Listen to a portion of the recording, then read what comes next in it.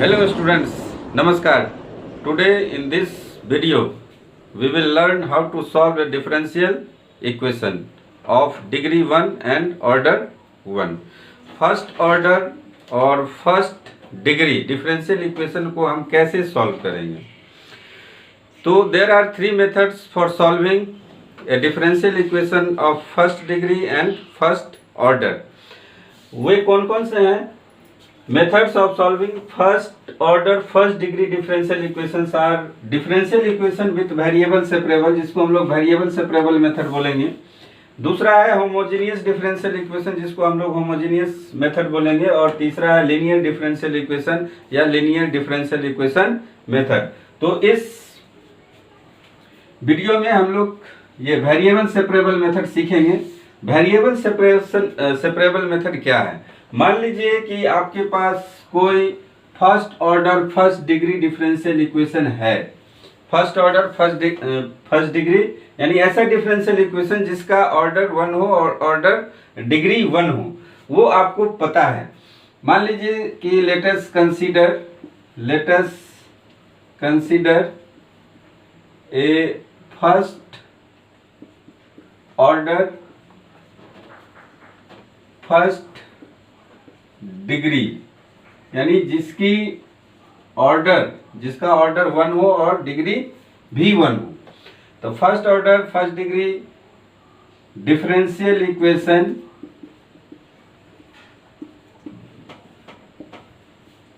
B D Y upon D X is equal to F X Y. ये है, ये given है. अब किसी भी तरीके से यदि एफ एक्स वाई को हम एक्सप्रेस कर सकें as a product of two function, suppose F X Y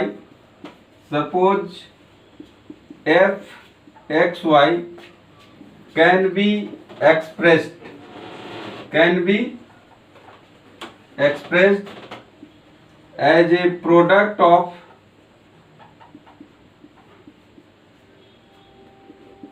two functions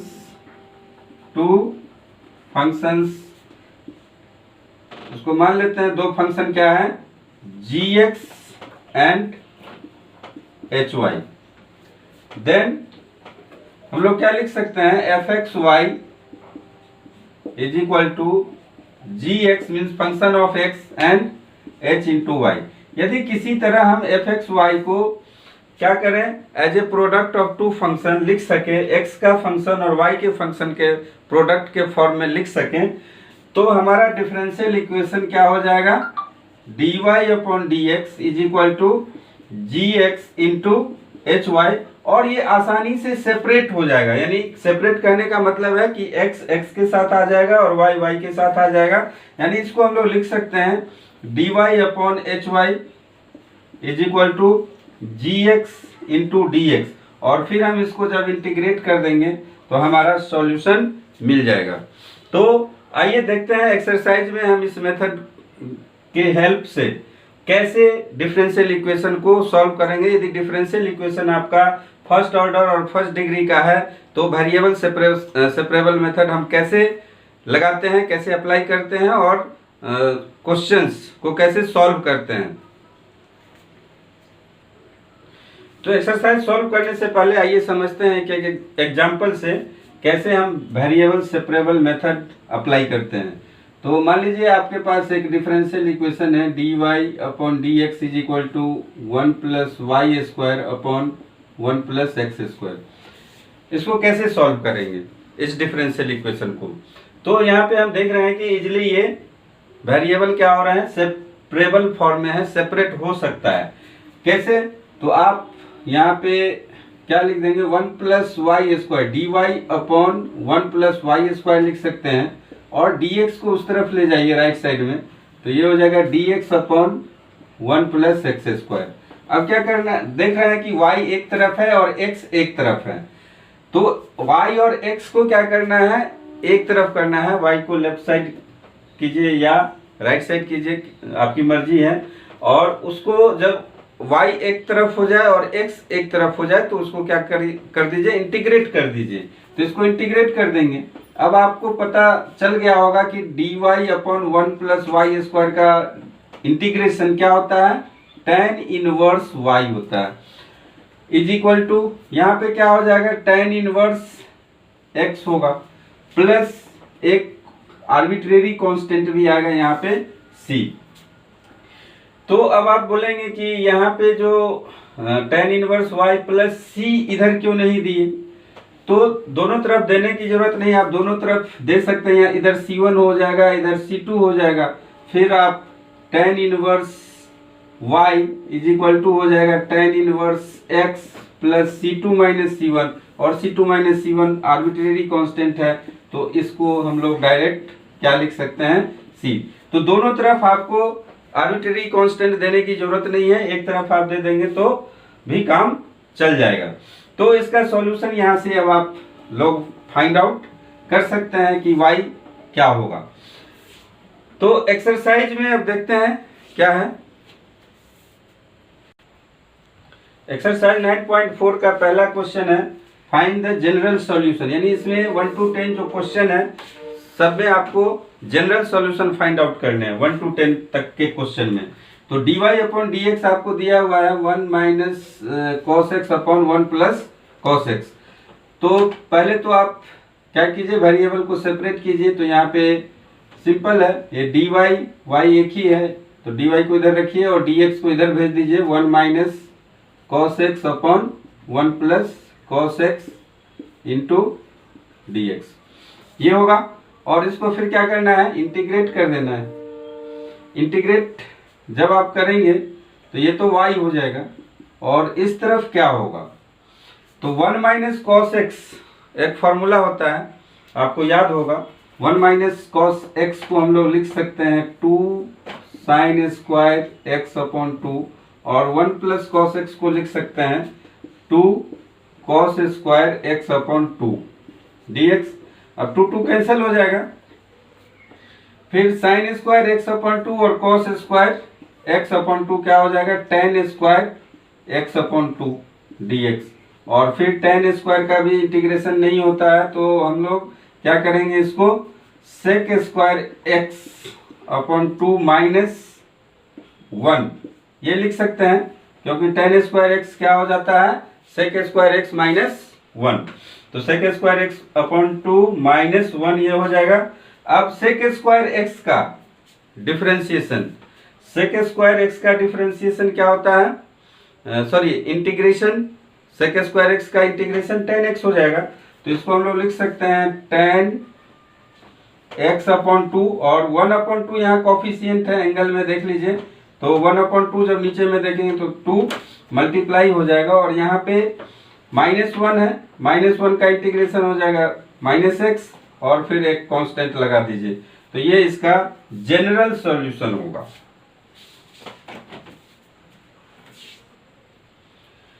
to number देखिए, यहाँ पे dy upon dx is equal to root over 4 minus Y square है, और यहाँ पे डोमेन को डिफाइन किया गया है, y का वैल्यू कहाँ से कहाँ तक लाई कर सकता है, -2 to 2 लाई कर सकता है। तो यदि -2 से कम होगा या 2 से ज़्यादा होगा तो y का वैल्यू, तो ये फंक्शन डिफाइन ही नहीं होगा, इसलिए ये यहाँ पे कंडीशन दिया हुआ है। तो dy अपॉन dx तो सिंपल है कि y को एक तरफ कर दीजिए, तो dy upon 4 minus Y square is equal to dx लिख सकते हैं, और इसको आप लिख सकते हैं dy upon root over 2 square minus Y square लिख सकते हैं। 4 क्या है, 2 का स्क्वायर है। और अब आप याद कीजिए एक form dx upon root over a square minus X square, इसका इंटीग्रेशन क्या होता है, तो इसका इंटीग्रेशन आपको याद होगा sine inverse x upon a होता है।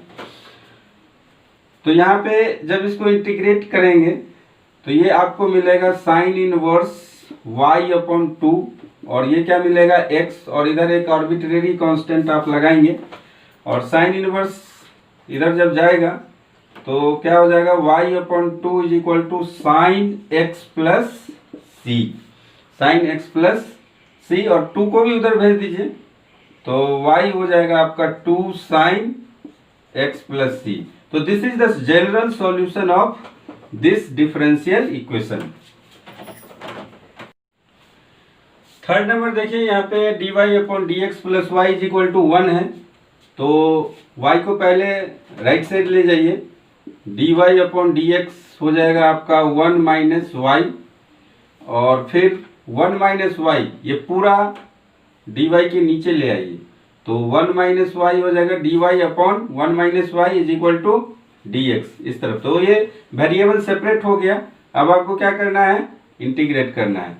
1 माइनस वाई चूंकि डिनोमिनेटर में है, तो इसीलिए यहाँ पे क्या बोल रहा है, y is not equal to 1। यदि y इज इक्वल टू 1 हो जाएगा तो ये फिर से डिफाइन नहीं होगा फंक्शन, इसलिए यहाँ पे कंडीशन दे दिया है कि y 1 नहीं होगा।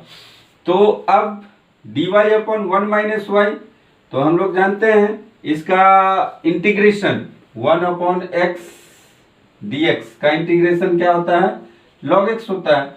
तो यदि 1 माइनस वाई को हम लोग t मान ले, 1 माइनस वाई को यदि t मान लेंगे तो क्या हो जाएगा 1 अपॉन टी, और d minus D Y is equal to D T. तो इसको हम लोग 1 upon T D T minus sign लगाएंगे, तो ये क्या हो जाएगा माइनस लॉग टी होगा, यानी कह सकते हैं कि माइनस लॉग 1 माइनस वाई इसका इंटीग्रेशन होगा। तो इसको हम लोग लिख सकते हैं लॉग 1 माइनस वाई, और आगे में माइनस साइन लगा सकते हैं, डायरेक्ट भी कर सकते हैं। यहाँ पे क्या है dy अपॉन 1 माइनस वाई, तो log 1 माइनस वाई होगा ही, और y के पहले जो कोफिशिएंट है -1 है वो आगे में लगा देंगे। फिर यहाँ पे आपका आ जाएगा x plus arbitrary constant c। ये भी ले सकते हैं, यहाँ से भी आप डिफरेंशियल इक्वेशन इसको सॉल्व कर सकते हैं या सिंप्लीफाई कर सकते हैं। लेकिन यदि आपको एनसीईआरटी के बुक से आंसर मिलाना है, तो जहां भी लॉग टर्म आएगा तो आर्बिट्रेरी कांस्टेंट को आप क्या मानिए, लॉग सी मानिए, तब एनसीईआरटी का बुक का जो आंसर है वो आपको मिलेगा। अदरवाइज ये कोई जरूरी नहीं है कि आप लॉग सी ही माने, आप सी भी मान सकते हैं, के भी मान सकते हैं, कुछ भी मान सकते हैं। तो जब आप लॉग सी इसको मान ही लिए हैं माइनस वाई, और ये लॉग सी इधर आ जाएगा, तो ये हो जाएगा माइनस लॉग सी। अब आप क्या कीजिए, यहाँ पे माइनस साइन यदि बाहर लेंगे तो ये हो जाएगा log 1 minus y plus log c. और फिर से प्रॉपर्टी आपको पता है, log m plus log n क्या होता है, लॉग mn होता है, ये आपको पता होगा। ये प्रॉपर्टी लॉग का लगाएंगे तो ये हो जाएगा माइनस लॉग ये c 1 माइनस वाई, या माइनस को आप लोग क्या कीजिए, यहाँ भी लगा सकते हैं, इस तरफ भी लगा सकते हैं, तो माइनस एक्स हो जाएगा आपका लॉग c 1 माइनस वाई, और फिर c 1 माइनस वाई लॉग का प्रॉपर्टी क्या हो जाएगा, e to the power minus X. बस सॉल्व हो गया।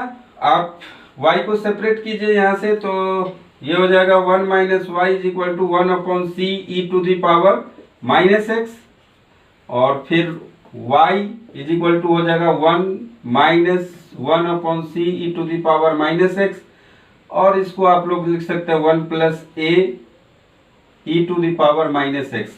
ए क्या है, -1 अपॉन सी। जस्ट फॉर आपको आंसर मिलाना है, इसके लिए आप ये कर रहे हैं, -1 upon C is equal to हमने ए मान लिया, क्योंकि एनसीईआरटी में यही आंसर दिया हुआ है। तो आंसर मिलाने के लिए ऐसा कि आप यहाँ पे भी छोड़ सकते हैं, कोई दिक्कत नहीं है, या सी लेकर भी आप लोग कर सकते हैं और y का वैल्यू बता सकते हैं। फोर्थ नंबर क्वेश्चन देखिए, अब sec square X tan Y D X plus sec square Y tan X D Y है। तो पहले वेरिएबल को सेपरेट कीजिए। तो सेपरेट करने के लिए हम y को क्या रखते हैं, लेफ्ट साइड में हमेशा रखते हैं। वो आप भी ट्राई कीजिए हमेशा कि y को लेफ्ट साइड में ही रखने की कोशिश कीजिए। तो सेक स्क्वायर वाई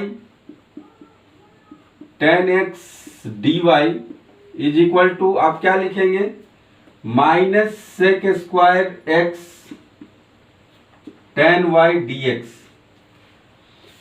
ये लिख सकते हैं, और यहाँ पे tan y है और इधर tan x है, तो tan x को इधर ले जाइए और tan y को इधर ले आइए, तो आपका ये इक्वेशन हो जाएगा sec square y upon tan y dy रहेगा is equal to minus sec square x upon tan x dx, ये हो जाएगा। अब वेरिएबल सेपरेट हो चुका है, इसको क्या करना है, इंटीग्रेट करना है। तो आप देख सकते हैं कि यहाँ पे किस फॉर्म में है, tan y का डिफरेंशिएशन sec स्क्वायर y होगा या tan x का डिफरेंशिएशन sec स्क्वायर x होता है, यानी कि इसको हम लोग सब्स्टिट्यूशन मेथड से सॉल्व कर सकते हैं। वैसे मैं आपको बता दूं कि यदि इस फॉर्म में है f dash x upon F x dx, तो इसको आप डायरेक्ट log fx लिख सकते हैं प्लस c। इस फॉर्म में ये इंटीग्रल है, तो इस फॉर्म में यदि इंटीग्रल है तो डायरेक्ट आप इसको क्या लिखेंगे, log tan y लिख सकते हैं, क्योंकि tan y का डिफरेंशिएशन sec स्क्वायर y है। देखिए डिनोमिनेटर का जो डिफरेंशिएशन है यदि न्यूमरेटर में है, डिनोमिनेटर का डिफरेंशिएशन यदि न्यूमरेटर में है तो आप डायरेक्ट क्या कीजिए, log fx लिखिए। इंटीग्रल क्या हो जाएगा, log fx होगा।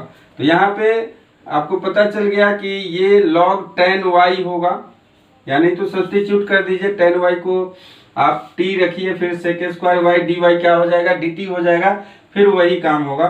तो उस स्टेप को मैं स्किप कर रहा हूँ और डायरेक्ट हम लिख रहे हैं log tan y, और इसको लिखेंगे minus log tan x, minus log tan x हो जाएगा, प्लस यहाँ पे एक आर्बिट्रेरी कांस्टेंट आपको ऐड करना है। तो आर्बिट्रेरी कांस्टेंट क्या हो जाएगा यहाँ पे, तो जैसे ही आपका log आ रहा है तो log में ही लीजिए आर्बिट्रेरी कांस्टेंट। मैंने पहले भी बोला है कि जहाँ पे भी log मिले तो यदि आपको आंसर मिलाना है एनसीईआरटी के बुक से तो आपको क्या लेना होगा, आर्बिट्रेरी कांस्टेंट log c लेना होगा। फिर आप log tan x को लेफ्ट साइड ले लीजिए, log tan y प्लस क्या हो जाएगा, log tan x is equal to log c होगा। और फिर यहाँ पे आप लिख सकते हैं log tan x into tan y, ये प्रॉपर्टी क्या है, log m plus log n क्या हो जाएगा, log mn is equal to log c, फिर log कैंसल आउट हो जाएगा, तो यहाँ से आप लिख सकते हैं tan x tan y is equal to c। यही क्या है, general solution of this differential equation. 5 नंबर क्वेश्चन देखिए, अब ये भी आसान क्वेश्चन है, बस थोड़ा सा आपको अरेंज करना होगा। क्या है ये, इसको आप dx वाले टर्म को राइट साइड में ले जाइए, तो e to the power x plus e to the power minus x dy is equal to क्या हो जाएगा, e to the power x minus e to the power minus x dx। अब x ये भी है तो इसको इस तरफ ले जाइए, डिनोमिनेटर में आ जाएगा ये, तो dy इज इक्वल टू हो जाएगा e to the power x minus e to the power minus x upon e to the power x plus e to the power minus x dx। अब इसको integrate कर दीजिए, integration बहुत ही आसान है। आप देख सकते हैं कि डिनोमिनेटर का डिफरेंशिएशन डेरिवेटिव है न्यूमरेटर, डिनोमिनेटर का डेरिवेटिव न्यूमरेटर है, यानी कि आप देख सकते हैं कि f dash x upon F X के फॉर्म में ये इंटीग्रल है। कैसे, e to the power x plus e to the power minus x का जब आप डिफरेंशिएशन निकालेंगे तो क्या होगा, तो e to the power x का तो e to the power x ही होगा, और e to the power minus x का minus e to the power minus x हो जाएगा। तो देख सकते हैं कि डिनोमिनेटर का डेरिवेटिव क्या है, न्यूमरेटर है। तो इस फॉर्म में जब भी इंटीग्रल हो तो आप डायरेक्ट लिख दीजिए log fx प्लस c। तो यहाँ पे काम ही खत्म हो गया, y इज इक्वल टू हो जाएगा log e to the power x plus e to the power minus x plus c, बस हो गया। यही आपको करना है। log c भी ले सकते हैं, लेकिन चूंकि y तो सॉल्व ही हो गया यहाँ पे, तो आप c रखिए, k रखिए, log c रखिए, कोई फर्क नहीं पड़ेगा। 11 नंबर क्वेश्चन में देखिए, यहाँ पे आपको क्या करना है, इस डिफरेंशियल इक्वेशन का पार्टिकुलर सॉल्यूशन निकालना है। पार्टिकुलर सॉल्यूशन कब निकालना है, जब y का वैल्यू 1 हो और x का वैल्यू 0 है। जब आप x इक्वल टू 0 रखेंगे तो y इक्वल टू 1 रखेंगे। यानी पार्टिकुलर सॉल्यूशन हम लोग कैसे निकालेंगे, तो जो भी आर्बिट्रेरी कांस्टेंट है उसका एक पार्टिकुलर वैल्यू होगा। कब, जब हम x इक्वल टू 0 और y इक्वल टू 1 पुट करेंगे, तो वो मेरा क्या हो जाएगा, पार्टिकुलर सॉल्यूशन होगा। तो इसको तो पहले वेरिएबल सेपरेबल मेथड लगा के इंटीग्रेट कीजिए, पहले सॉल्व कीजिए। तो कैसे होगा, तो यहाँ पे आप लिख सकते हैं X cube plus X square plus X plus 1 into D Y is equal to, ये हो जाएगा 2x square plus X into D X. D X को हम राइट साइड में ले गए।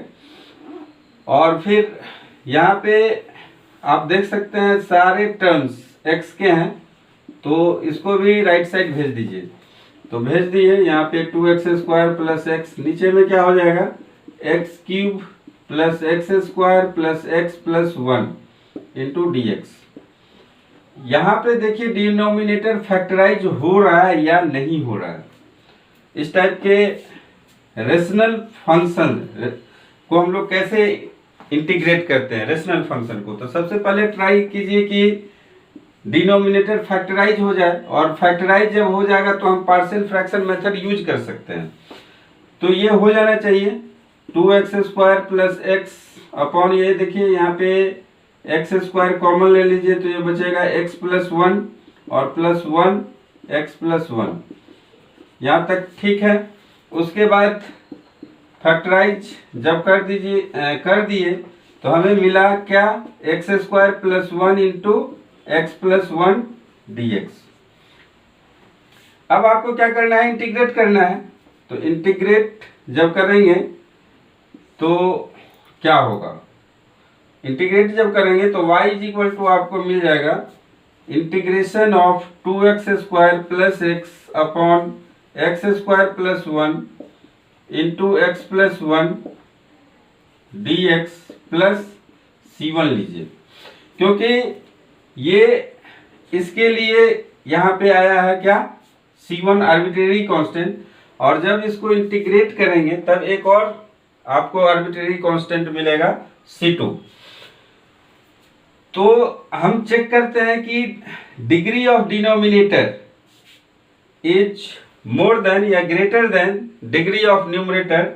जब ऐसा कंडीशन होता है, जब डिनोमिनेटर की डिग्री न्यूमरेटर से ज्यादा होती है, तो हम उसको क्या करते हैं, पार्शियल फ्रैक्शन मेथड अप्लाई करते हैं। तो यहाँ पे आपको अब क्या करना पड़ेगा, पार्शियल फ्रैक्शन मेथड अप्लाई करना पड़ेगा। इसको मान लीजिए कि ये क्या है, I1 है, और I1 का अब हम क्या करेंगे, पार्शियल फ्रैक्शन मेथड लगा के इसको इंटीग्रेट करेंगे, यानी इंटीग्रल फाइंड आउट करेंगे। तो इसको हमने क्या मान लिया है, I1। तो let I1 is equal to integration of 2x square plus x upon x square plus 1 into x plus 1 D X. तो पार्शियल फ्रैक्शन मेथड लगाने के लिए आपको पता होना चाहिए कि इसको हम लोग क्या लिख सकते हैं, 2x square plus x upon x square plus 1 into x plus 1 को हम लोग लिख सकते हैं ax plus B upon x square plus 1 plus c upon x plus 1, ये लिख सकते हैं। ये क्वाड्रेटिक फॉर्म में है डिनोमिनेटर, तो इसके लिए न्यूमरेटर क्या हो जाएगा, लीनियर हो जाएगा, इसलिए यहाँ पे ax plus B, a b c क्या है, कांस्टेंट है, तो a b और c का वैल्यू हमें फाइंड आउट करना है यहाँ पे। तो कैसे करते थे पार्शियल फ्रैक्शन मेथड, आप लोग याद कीजिए, वहाँ पे बहुत सारा क्वेश्चन हमने करवाया है। यदि आप लोग नहीं देखे वो वीडियो तो वीडियो देख लीजिए, आपको क्लियर समझ में आ जाएगा कि इस टाइप के इंटीग्रल को हम लोग कैसे सॉल्व करते थे। तो इसका एलसीएम लेते हैं डिनोमिनेटर का, तो ये हो जाएगा a x plus B into x plus one, और ये हो जाएगा c into x square plus one. LCM ले लिए। एलसीएम लेने से क्या हो जाएगा, डिनोमिनेटर कैंसल आउट होगा, और फिर आपको बचेगा 2x square plus X is equal to A x plus B into x plus one plus C into x square plus one. अब आपको क्या करना है, ए बी सी का वैल्यू निकालना है। बाई कंपेयरिंग भी निकाल सकते हैं, इसको आप मल्टीप्लाई कर दीजिए और एक्स स्क्वायर के कोफिशिएंट को कंपेयर कीजिए, फिर एक्स के कोफिशिएंट को कंपेयर कीजिए, और फिर कांस्टेंट टर्म को कंपेयर कीजिए। आपको एबीसी का वैल्यू फाइंड आउट हो जाएगा। लेकिन उसके लिए हम एक और तरीका आपको बताए हैं कि हम आसानी से इसको कैसे सॉल्व कर सकते हैं। यहाँ पे मान लीजिए x का वैल्यू यदि -1 रखेंगे तो ये पूरा का पूरा टर्म हमारा क्या हो जाएगा, 0 हो जाएगा। x का वैल्यू जब -1 रखेंगे तो -1 प्लस 1 क्या हो जाएगा, 0। दैट मीन्स ये टर्म हमारा गायब हो जाएगा, सिर्फ ये टर्म बचेगा, और c का वैल्यू हम फिर आसानी से बता सकेंगे डायरेक्ट। तो पुट कीजिए आप कितना, x इज इक्वल टू -1, तो x is equal to -1 put करेंगे तो लेफ्ट साइड हो जाएगा 2 into -1 square plus -1 is equal to, इधर तो ये पूरा का पूरा टर्म 0 हो जाएगा, फिर भी आप रख दीजिए a इंटू -1 प्लस b, रखने का कोई मतलब नहीं है। ये हो जाएगा -1 प्लस 1 प्लस c, और -1 का स्क्वायर 1 ही होगा प्लस 1, तो आप रख दीजिए यदि आपको दिक्कत हो रहा है। -1 का स्क्वायर प्लस 1, तो ये टर्म क्या हो गया, 0, और ये हो गया 2, -1 का स्क्वायर क्या हो जाएगा, 1 ही होगा, तो 1 प्लस 1 यानी कि 2c, और लेफ्ट साइड में क्या हो जाएगा, 2 minus 1 is equal to 2c। तो यहां से आप c इज इक्वल टू 1/2 बता सकते हैं। तो c तो हमें मिल गया। अब आपको क्या करना है, a और b का वैल्यू फाइंड आउट करना है। तो a और b फाइंड आउट करने के लिए आप x का वैल्यू कुछ भी रख सकते हैं, अपनी मर्जी से रख सकते हैं x का वैल्यू, लेकिन आपको ध्यान रखना है कि जो वैल्यू आप लेफ्ट साइड में रखेंगे वही राइट साइड में भी रखना होगा। फिर आपको इक्वेशंस मिलेंगे एबीसी में, और उसको आप सॉल्व कर देंगे तो आपका वैल्यू क्या हो जाएगा, एबीसी का वैल्यू मिल जाएगा। तो लेकिन कन्वीनियंट क्या होगा, वो वैल्यू रखने से ज्यादा बेटर होगा। जैसे कन्वीनियंट हमारा क्या हुआ, x इज इक्वल टू -1 रखे तो c डायरेक्ट हमें मिल गया, ज्यादा कैलकुलेशन नहीं करना पड़ा। उसी तरह यदि आप यहाँ पे x का वैल्यू 0 रखते हैं तो कैलकुलेशन ज्यादा नहीं करना पड़ेगा आपको।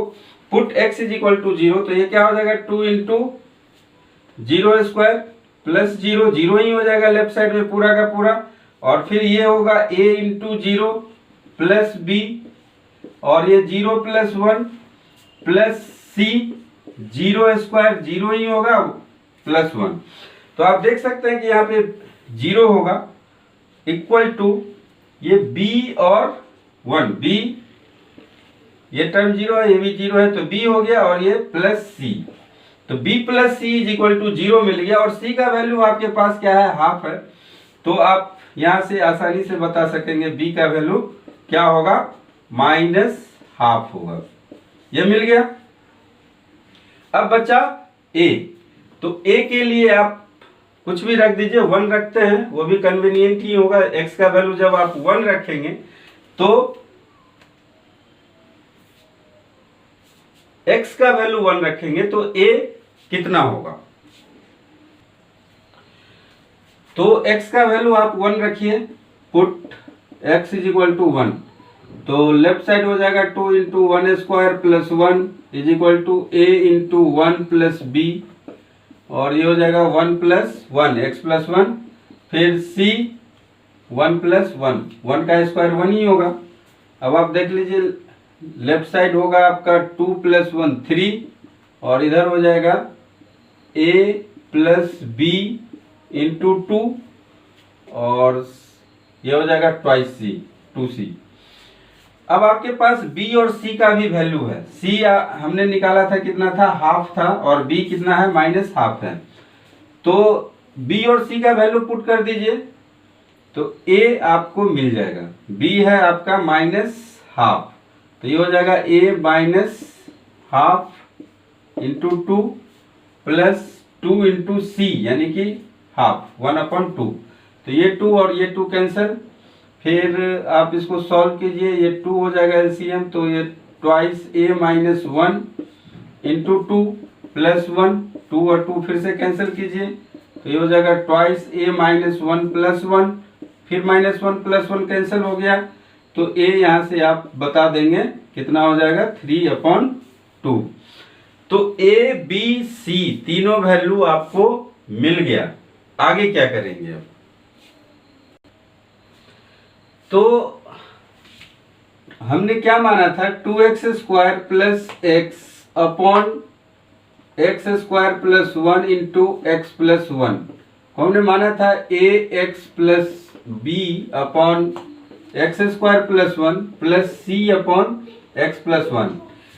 तो बहुत ही लेंथी क्वेश्चन है ये, तो इसलिए बार बार हमें रब करना पड़ रहा है। आप पीछे बैकवर्ड करके आप देख सकते हैं कि हमने 2x square plus x upon x square plus 1 into x plus 1 को यही हमने माना था, और यही हमारा क्या था, I1 भी था। तो इसको हम लोग को क्या करना है, इंटीग्रेट करना है। इसका मतलब है कि ये पूरे टर्म को इंटीग्रेट करना पड़ेगा आपको ये, और हम ये भी पता कर चुके हैं कि a b और c का वैल्यू क्या है। तो a का वैल्यू था 3/2 और b है माइनस हाफ और c है हाफ। तो ये वैल्यू आप वहां पे पुट कर दीजिए। ये इसको हमने क्या माना था, I1, तो ये I1 हो जाएगा इक्वल टू a का वैल्यू रखिए 3/2x minus half upon x square plus 1, अलग अलग कर देते हैं, dx प्लस c का वैल्यू क्या है, हाफ है, तो चलिए हाफ यहीं पे रहने दीजिए अभी, half upon x plus 1 dx। ये आपको मिला है। यहां भी आप इसको अलग कर दीजिए, कोई दिक्कत नहीं है। ये हो जाएगा आपका 3/2x upon x square plus 1 dx minus ये हो जाएगा आपका half upon x square plus 1 dx plus ये हो जाएगा half upon x plus 1 dx। तो जो भी कांस्टेंट टर्म है उसको तो हम क्या कर सकते हैं, बाहर में लिख सकते हैं। तो इसको हम लोग 3/2 लिख दिए।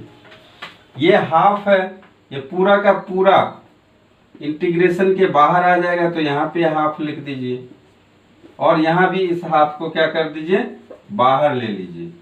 बाहर ले लिए। अब कुछ कुछ लग रहा है कि स्टैंडर्ड फॉर्म में ये दोनों तो आ गया, ये भी स्टैंडर्ड फॉर्म में ही है। कैसे, तो इसको हम लोग क्या करें, 2 से मल्टीप्लाई कर दे डिनोमिनेटर में, तो न्यूमरेटर में भी करना पड़ेगा 2x upon x square plus 1 dx minus ये हो गया half 1 upon x square plus 1 dx plus half ये हो गया 1 upon x plus 1 dx।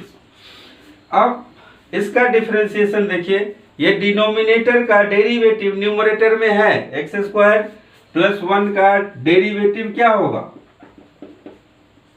X square plus 1 का डेरिवेटिव ट्वाइस एक्स होगा।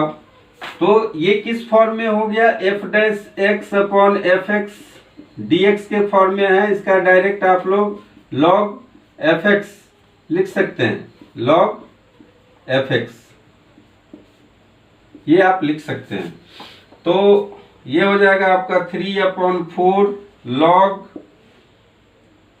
ये एक्स स्क्वायर प्लस 1 फिर माइनस हाफ ये एक्स स्क्वायर प्लस 1 है, tan इनवर्स एक्स होगा, tan inverse x 1/1 plus X square का इंटीग्रेशन tan इनवर्स एक्स होगा, और फिर प्लस हाफ ये हो जाएगा 1/x प्लस 1, इसको t सब्स्टिट्यूट करेंगे तो log t होगा, यानी कि log x प्लस 1, ये आपको मिलेगा। अब इसके आगे एक कांस्टेंट और ऐड होगा C2, और जब आप y का वैल्यू लिखेंगे, y हमें निकालना था, तो यहाँ पे क्या हो जाएगा C1 प्लस C2 यानी कि C डायरेक्ट लिख दीजिए, तो कोई दिक्कत नहीं है। अब आपको क्या करना है, इसको x का वैल्यू 0 रखना है और y का वैल्यू 1 रखना है। x जब 0 है तो y क्या है 1 है, तो यहीं पे आप कर सकते हैं इसको। ये y का वैल्यू 1 है तो ये हो जाएगा 3/4 log 0 प्लस 1 और फिर minus half tan inverse 0 plus half log 1 plus 1, sorry 0 plus 1 plus C, तो ये हो गया 1। ये कितना होगा log 1 हो जाएगा 3/4 log 1, log 1 0 होता है, tan इनवर्स 0 0 हो जाएगा, फिर log 1 ये भी 0 हो जाएगा प्लस C, तो और log 1 भी 0 होगा, तो सारे वैल्यू 0 आएंगे, यानी C का वैल्यू भी आपको क्या मिलेगा 1 ही मिलेगा। तो पार्टिकुलर सॉल्यूशन क्या होगा, पार्टिकुलर सॉल्यूशन यहाँ पे आप C का वैल्यू क्या कर देंगे 1 रख देंगे और यही इसका पार्टिकुलर सॉल्यूशन होगा।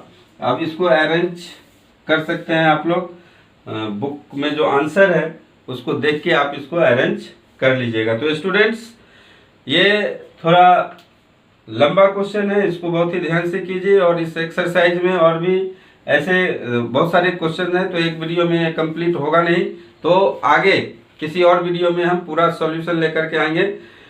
तो यदि आपको वीडियो मेरा अच्छा लग रहा है तो लाइक कीजिए, शेयर कीजिए, सब्सक्राइब कीजिए, सब्सक्राइब जरूर कीजिए। Thank you.